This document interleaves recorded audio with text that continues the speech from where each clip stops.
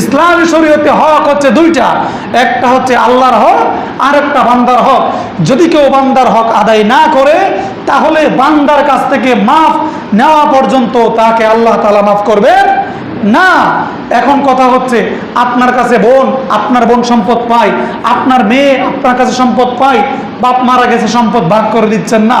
এটার জন্য যদি আপনি দুনিয়াতে পার পেয়েও যান, হাসরের ময়দানে পার পাবেন না।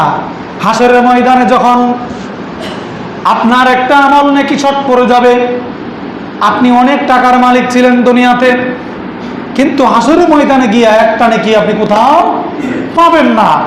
এখন দুনিয়াতে বোনের হক মেরে খাইছেন, ফুফুর হক মেরে খাইছেন, বাগিনাদের হক নষ্ট করছেন। হাসরের ময়দানে আপনি দুনিয়াতে হজ করছেন, জাকাত দিছেন, দান খায়রাত করছেন, মসজিদ মাদ্রাসা করছেন, গিয়া দেখবেন যে আপনার আমল নামায় কোনো নেকি নেই, নেকি নাই। আপনার দুনিয়াতে হজ করছেন, এটা কবুল, হজ করছেন, এটা কি হয়েছে? কবুল হয়েছে। এখন এই কবুলযোগ্য আমলের সব চলে যাবে আপনার বোনের নামে, আপনার ভাগিনার নামে, অথবা যার সম্পদ আপনি অন্যায়ভাবে ভোগ করছেন তার নামে সেই সম্পদ চলে যাবে। তখন কিন্তু আপনি আর পার পাবেন না। দুনিয়াতেও কিন্তু রেমেডি আছে, প্রতিকার আছে, কোর্টে গেলে আপনি সম্পদ উদ্ধার করতে পারবেন, কিন্তু কেউ চায় না বোনেরা ভাইয়ের সাথে ঝগড়াটা করতে, কেউ চায় না। আর অনেকেই আছে, একটা আমাদের সমাজে প্রথা আছে যে ভাইদের সম্পদ যদি আনে তাহলে এই সম্পদ ফয় না, কয় সম্পদ কি হয়, নষ্ট হয়ে যায়, এটা বানানো যায় না, এটা একটা সম্পদ নষ্ট হয়ে যা। হ্যাঁ, এটা আমাদের সমাজের একটা প্রচলিত ধোঁকাবাজি কথা। একই ভাই বোন, তিন ভাইয়ে ভাগ করে নিছে, এই সম্পদ বাড়তাছে, আর বোনে নিলে এই সম্পদ নষ্ট হয়ে যাইব, যে তুমি যে সম্পদ নিতে আইতাছ তোমার বিপদ আইব। এরকম ইমোশনাল ব্ল্যাকমেল করে অনেক পরিবার আছে, তাদের কাছে সম্পদগুলো দেয় না। আপনার বাবার 10 কাঠা সম্পত্তি, আপনি এই জমিটা কিনেন নাই, 10 কাঠা কার? আপনার বাবা। আপনি যদি কিনেন সেটা তো আপনার নামে দলিল হবে, কিন্তু এই 10 কাঠা জমি আপনার বাবা, আপনি যেমন হক পান ওই জায়গায় তো আপনার বোনও তার হক পায় না।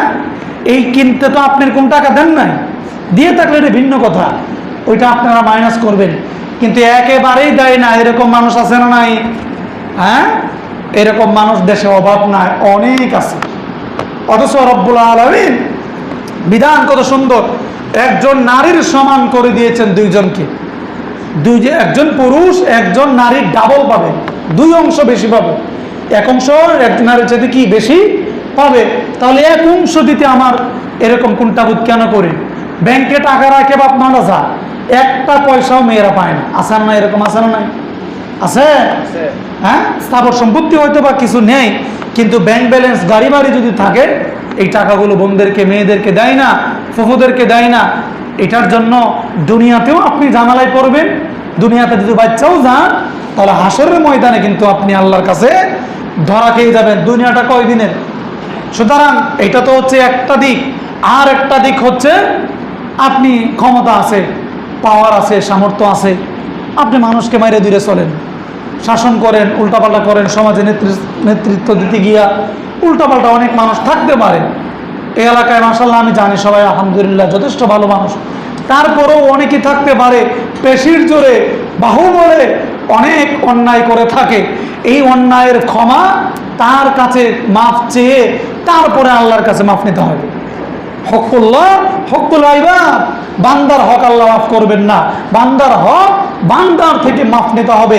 আর হকুল্লাহ যদি না দিয়ে থাকেন, যাকাত দেন নাই, নামাজ পড়েন নাই, অনেক নামাজ জমছে, কাজা করবেন, কাজাও করতে পারেন নাই, শেষ বয়সে ফিদিয়া দিয়ে দিবেন, তাও পারেন নাই।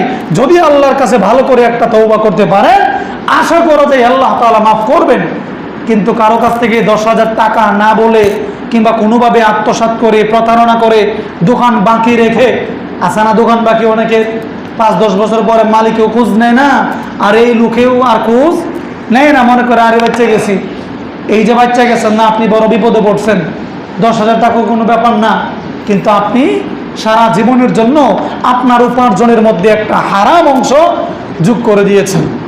আর এটাও বলে দিই, যদি কারো কাছ থেকে কেউ অন্যায়ভাবে 10 টাকা 20 টাকা, কারো গাছের নারিকেল, ছোটোবেলা অনেক মানুষ আছে না রাস্তাতে যা, জাম্বরা গাছ, আম গাছ, ইড্ডাতে বাইরে লিয়ে যায়, হ্যাঁ বড়ই গাছ, সবাই মিললে ফাইরে নিয়ে আছে না নাই? এই ক্ষেত্রে যদি যেটা আপনি জানেন যে আমি তো অমুকের একটা ক্ষতি করছি, তার টাকা নিছি, না হয় তার পণ্য নিছি। এই ক্ষেত্রে আপনি যদি তারা নিয়ে বৈশা চা খাইতে বসেন, দোকানে আড্ডা মারেন, তারা যদি 100 টাকার জিনিস নষ্ট করে থাকেন, আর তারা না বইলা যদি শাস্ত্রলে বৈশা 100 টাকা নাস্তা পানি খাওয়াই দেন, আর মনে মনে নিয়ত করেন এই টাকাটা হইছে ওই যে একবার তার কাছে 2টা নারিকেল বাইরে নিয়েছিলাম গা, তাইলে কিন্তু এটা দেওয়া হয়েছে। এটা দেওয়া, কারণ আপনি তো জীবন তাকে কি এই কথা বলতেন না যে তোমার কাছ থেকে আমি নারিকেল নিয়েছিলাম, বলবেন? এই কথাও বলতেন না। বললে ওই লোক তারা সারা জীবন মনে মনে আপনার কি ভালো করবো, ঘৃণার চোখে দেখবো। তো আপনি তো চাইবেন না তার কাছে ঘৃণার পাত্র হইতেন। তো তাকে যদি আপনি কৌশলে 100 টাকা যেই মূল্যমান হয় এটা দিয়ে দেন, তাহলে কিছুটা আদায়